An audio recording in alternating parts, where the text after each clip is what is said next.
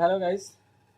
তো আজকে আমি দরজার যে মেন গেট হয় সেই মেন গেটের যে বড় প্যানেলটা, 3 প্যানেলের যে নকশাটা, ঠিক আছে, সেই নকশার যে মেন যে বড় প্যানেলটা, সেই বড় প্যানেলটার আমি আজকে ড্রয়িং করব, প্লাস সেটা কাঠের উপর নকশা করে তোমাদেরকে দেখাবো।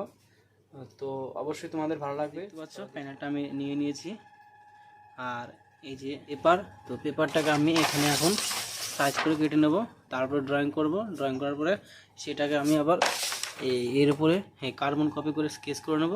সেগুলো তোমরা ভিডিওর মাধ্যমে দেখতে পাবে, ঠিক আছে।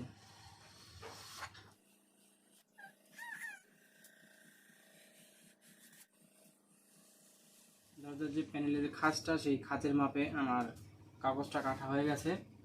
তো এখন আমি স্কেচ করব। তার আগে আমাকে একটা বর্ডার লাইন দিতে হবে, যে ওই বর্ডারের ভিতর আমাকে যদি নকশাটা করি তবে কিন্তু নকশার গেজটা সুন্দর থাকবে, আর গেজটা তোমার এদিক ওদিক হবে না, সেন্টার লাইনটা ঠিক থাকবে। এই সেন্টার লাইনটা ঠিক করার জন্য বা নকশাটা যাতে তোমার এদিক বর্ডার লাইন করে নিতে হবে তার চারো সাইডে।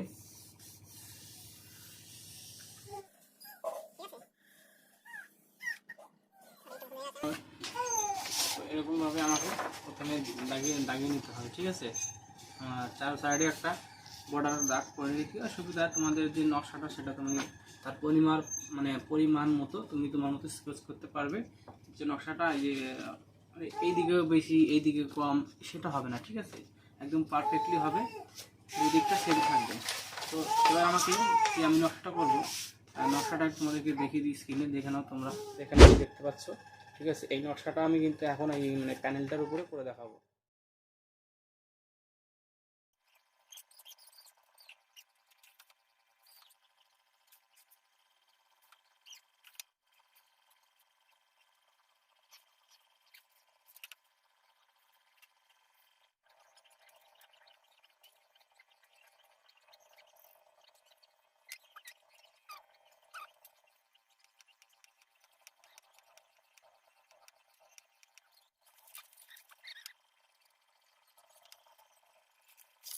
বন্ধুরা, এই দেখতে পাচ্ছ আমি এখন এই কাঠে উপরে পুরো স্কেচ করে নিয়েছি, এই দেখো টোটালি,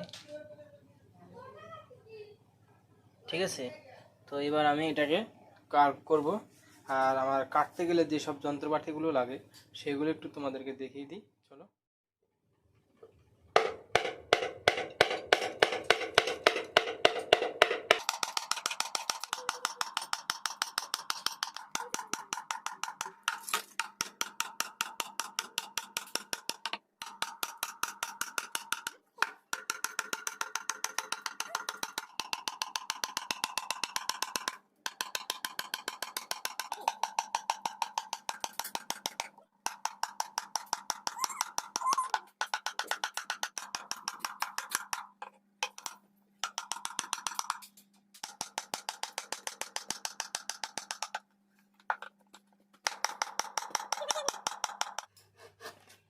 ঠিক আছে, এই যে এবার এই বাটালি যত দূর যাবে তত দূর নিবি, হ্যাঁ।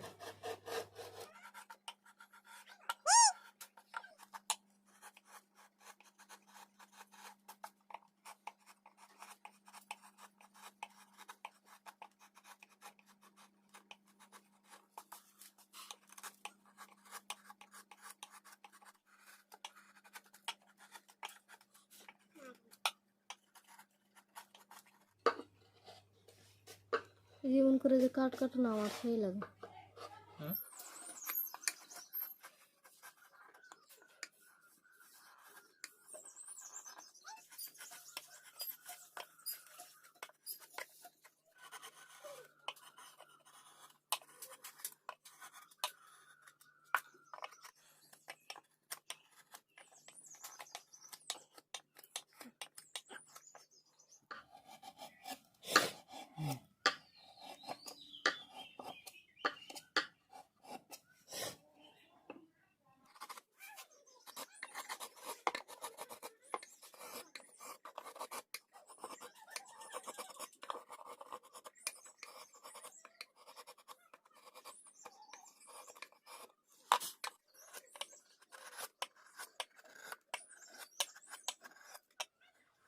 Catila Silay, Odessa Fina.